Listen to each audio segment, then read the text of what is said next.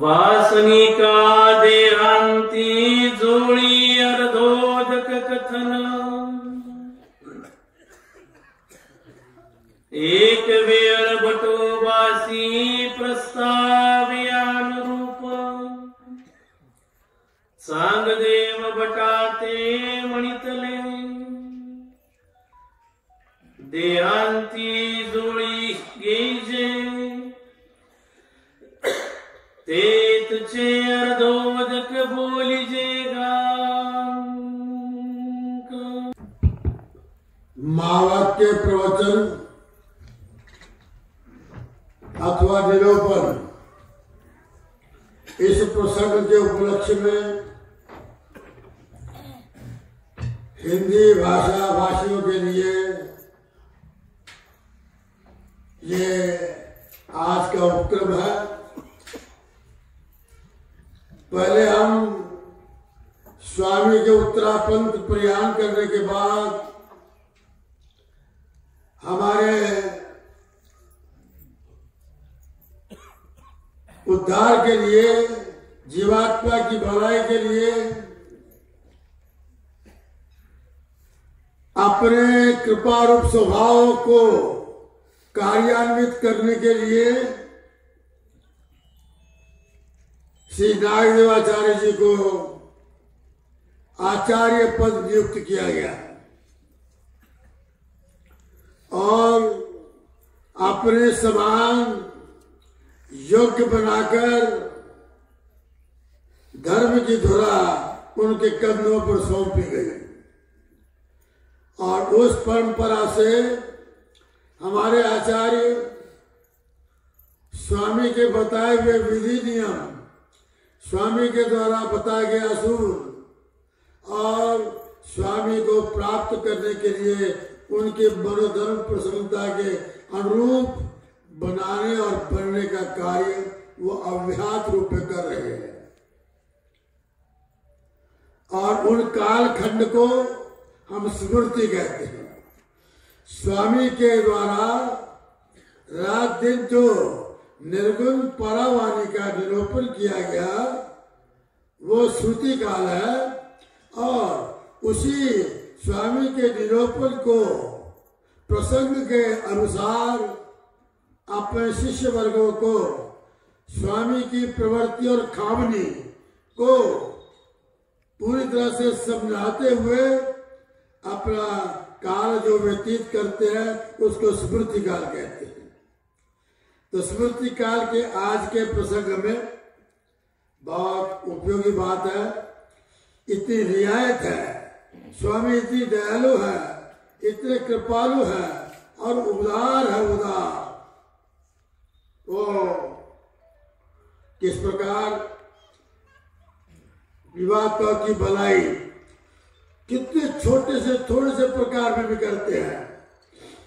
देवताएं निष्ठुर है, कठोर है और उनका हर प्रकार से विधि की काठिन्यता की वजह से अनित्य फल को देने वाली ऐसी त्रिगुणात्मक देवताओं के इन कठोर कर्म कांडों में जीवात्मा उलझा हुआ है। इस कठोर परिश्रम से जीवात्मा को उभारने के लिए परमेश्वर की कृपा का स्पंदन तैयार होता है, कृपा का हिलोरा तैयार होता है और वो यहाँ तक है कि चांगदेव भट्ट को कहते हैं कि अरे बाबा कम से कम आप संपूर्ण जीवन को नहीं अर्पित कर सकते तो कम से कम अंतःकरण की दृढ़ भावना के साथ वाकई अंतःकरण की लगन के साथ थोड़ा सा समय भी मुझे दोगे, मैं तुम्हें उभार लूंगा। यदि अंतःकरण में पूरे जीवन करने की सक्षमता प्राप्त नहीं कर सका तो कम से कम आखिरी समय में तो सबसे मन निकाल कर, आखिरी समय में सबसे मन निकाल कर उन्हीं के ऊपर उन्हीं की ध्यान लीलाओं का करता हुआ मैं अब नरकों में न जाऊं, अब तो महाराज मुझे बचा लो, मैंने समय नहीं दिया। ऐसा पश्चाताप पूर्वक आखिरी का थोड़ा सा क्षण भी देता है तो परमेश्वर उसका उद्धार कर देते हैं। अर्ध उदक उसको सन्यासी, आधा सन्यासी कहा जाएगा। लेकिन ये मतलब नहीं है उसका जैसे आजकल मतलब निकाल रहे हैं, आप इसे संन्यास देकर क्या करना है। तो महाराज ने तो कहा है आखिर में 2 घड़िया वो भी स्वीकार होता है, तो 2 घड़िया में संन्यास लेंगे तब तो दुनिया का मौज मजा लूट ले।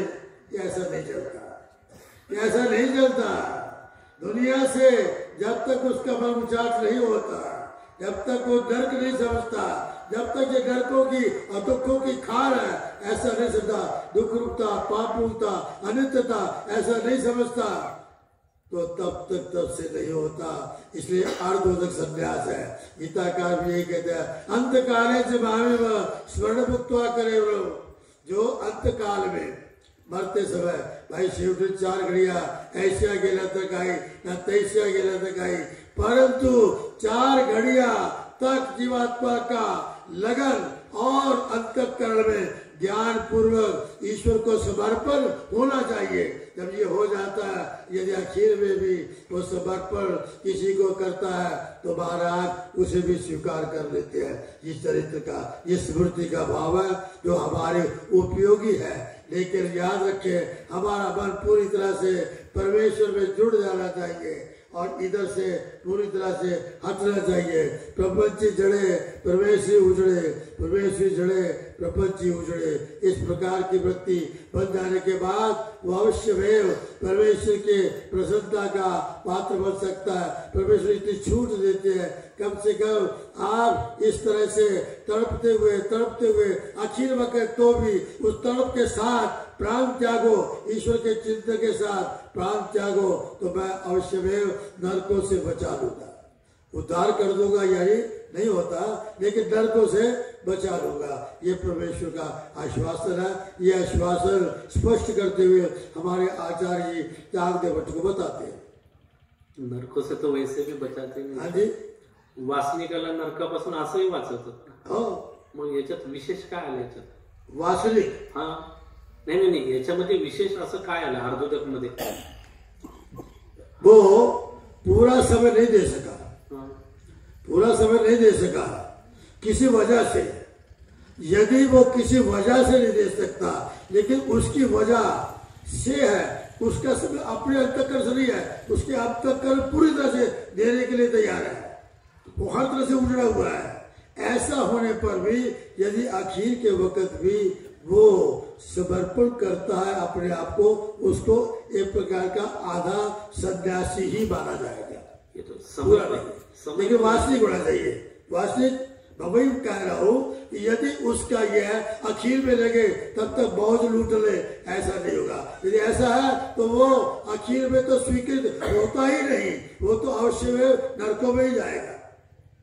ऐसा यदि है भाव, भाव यदि अंतःकरण में बिल्कुल शुद्ध है कि मुझे परमेश्वर ने जो सृष्टि रचना किया है उसका जो उद्धार करने का जो स्वभाव है, मैं उस स्वभाव के अनुरूप कब बनूंगा, बनना चाहिए, मुझे बनना है और मैं बनूंगा।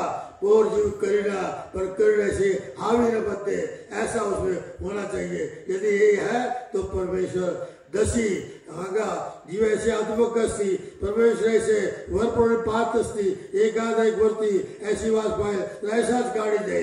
दसी तरली पुरे मोहराची पुरे, ये किसके लिए है? संसार को जो रममान है, संसार के सुखों की अपेक्षा जिसे, उसके लिए ये वचन नहीं है। ये वचन वास्तविक के लिए है, ये वचन त्यागी के लिए है, ये वचन परमेश्वर को जानने वालों के लिए है, ये वचन संसार से देवताओं से छूटने वालों के लिए ये वचन है। देवताओं से शिकंजे से हम छूटे, कर्मों से बंधन से छूटे, ऐसा जो है उसके लिए ये वचन है। वर पड़ते वास्ते दसी दरी पूरे मोरजी पूरे, ये सब बातें उसके लिए है। तो अर्धोदक का मतलब यही है, दसी धरना। दसी पल्लू नहीं पकड़ सकता, कम से कम वो धागा तो पकड़े, लिंक तो जोड़े। लिंक टूटे नहीं। ऐसा यदि है तो अवश्य में परमेश्वर उसे स्वीकार करेंगे और उसकी चाल चलेगी और उसे धीरे धीरे जैसे हमारी परंपरा मोटी मोटी शास्त्रीय योग्यता वो कभी न कभी काम आएगी और काम आ जाने के बाद परमेश्वर अवश्य में उसे अपने ओर खींच लेंगे।